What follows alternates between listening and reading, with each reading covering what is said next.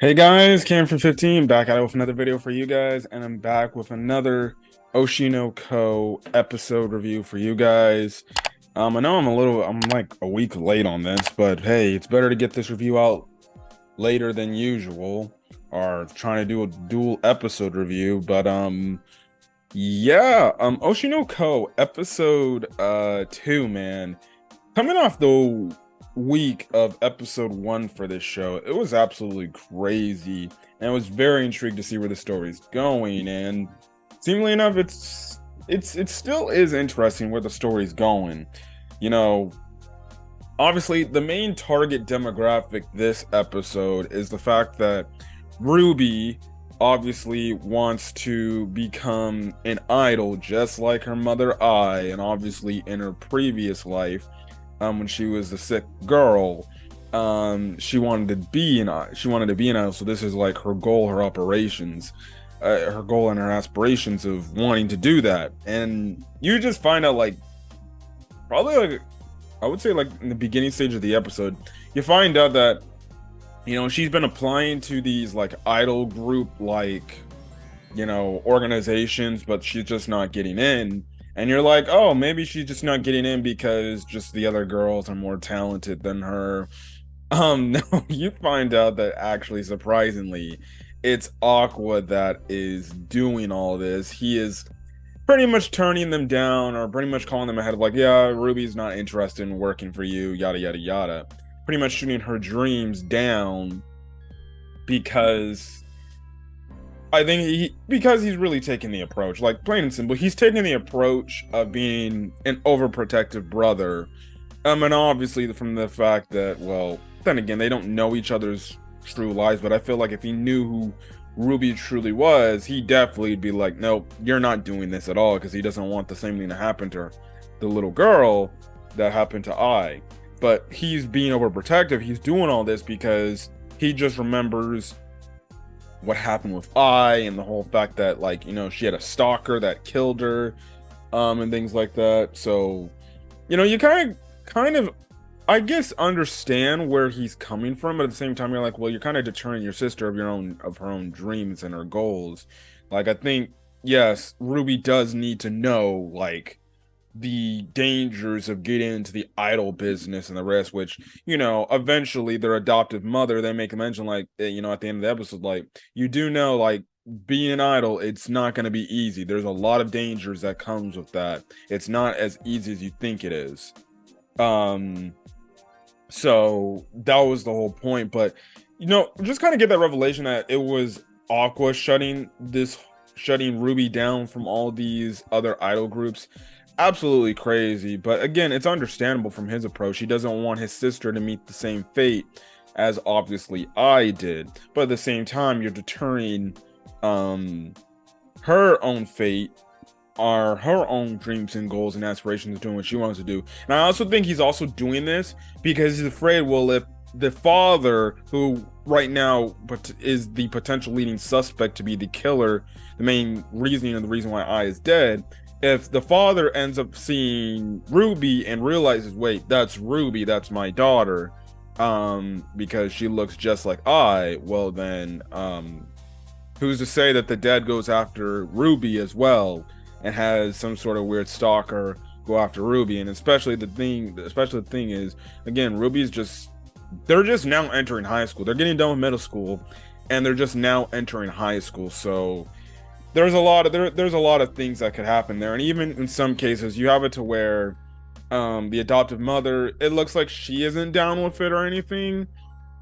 But at the same time, she does want to support Ruby's, vision. And I do like the plan that her and Aqua come up with, because eventually the thing is, Ruby gets like this like business card from this guy who works at this like idol group thing that's kind of sketch, I guess you can say. And they bring back one of the girls that was doing a tryout there, and you kind of have the girl, she does say some glowing things, but at the same time, she also has, I guess, some internal issues, because she doesn't, really like other people. Like, it seems like she's a girl that wants to be the center of attention, and she doesn't like other people being in the spotlight. So that's kind of like a dead giveaway no, and they were like, yeah, we can't have that girl happen. So that's when they end up, proposing Ruby, like, hey, we're starting up Strawberry Productions again, because at that point in time, like, it's been like pretty much a dead company. Like, if anything, they say like the old like showrunner guy who was like kind of Ai's agent in a way, he pretty much is kind of like nowhere to be found. Like, he kind of fell out after Ai's death. And she's kind of been running the whole operations of the company for the time being, but they really don't do much of anything. And you're like, hey, here's a contract.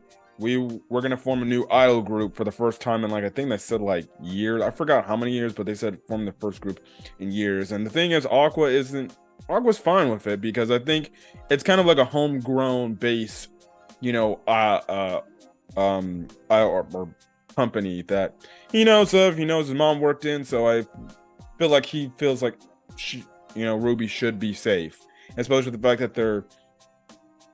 fact that Ruby's going to be under her adoptive mother's care and this whole thing. It's kind of the thing there. Now, I do wonder how that's going to work in that dynamic. Obviously, the thing is, the adoptive mother can't show favoritism to Ruby, because in reality, that's like kind of her main daughter. But it's going to be interesting to say the least. But that was kind of the thing. Now, on Aqua's kind of front, we see this episode, we do see him where he actually does come to the director dude, and the director's like, pretty much, he also does kind of tell him, like, I don't know if it's like cool, you should be shooting down your sister's dream and everything. And obviously the director can tell that Aqua has a pretty big sister complex. And just when you have that one moment in the episode where he looks back and you just see that, like, the star in his eye just turn all black, he's like, I'm not gonna freaking let her do that. I don't give a shit. You're just like, oh my goodness, this guy exudes like evilness, man. He's dark.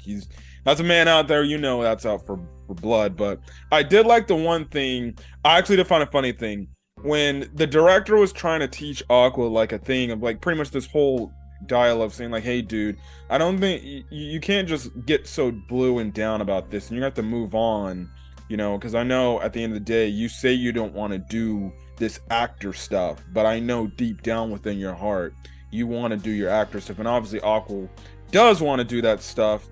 I think he's also just afraid of, well, if I become such a big actor, does that put a target on my back as well, for my father to maybe come after me too, if he really does know who I am. And you can see he also wants to do it because he wants to do it out of love and respect, for Ai, because obviously in Ai's dying breath, she wanted him to become an actor. But I found it, like, the whole funny stuff in that scene of him trying to get that point across. Dude's mom, which we found out this guy still lives with his mom. And listen, there's nothing wrong with that. If you want to still live with your mom, still live with your mom. I guess in a way, you're not paying as much. You're probably gonna split like money costs to live in your mom's household, but it's like it's just like, well, yeah, you probably don't want to do that. But regardless, I'm like regardless of the reasoning, it was absolutely hilarious. The mom was continuously came in, it's like, oh, dinner's ready, don't you want some food? And every time he was trying to get his point across, she comes in barging in. That was absolutely hilarious. I was crying. I was laughing out loud when I saw those scenes. But other than that, the episode ends off with Ruby and Aqua going to high school. They end up running into the freaking girl that they said, oh, it's the girl that can lick like the baking soda or something off the ground or something. I forgot. But then the girl, obviously, it's the girl that can just like cry instantly and thing. But she sees Aqua and, she's obviously entranced. I think she has a thing for Aqua because of his job of acting when they were kids. And she asked him like, hey, are you gonna be an actor and everything? Are you gonna be in the freaking, obviously acting class? And I was like, no, I just doing general education pretty much. And she's obviously shocked. So it's been interesting. I wonder if this girl's gonna play. I wonder if that girl's gonna play a role in Aqua opening up a bit more and be getting back into the acting gig, things like that. So it's gonna be very interesting. But I definitely ship those two. She definitely is in love with Aqua. I can definitely see from the eyes and the reactions. But It's great. Oshi No Ko continues to be a solid show, and I'm very excited to see this upcoming Wednesday where episode 3 goes. But other than that, if you guys like the video, leave a like. Put in the comment section your thoughts on this week's episode of Oshi No Ko, as well as the subscribe button if you want to get more Oshi No Ko content or any other anime content I upload to the channel. Till then, guys, stay safe out there and have a great rest of your day or night when watching this video. Peace.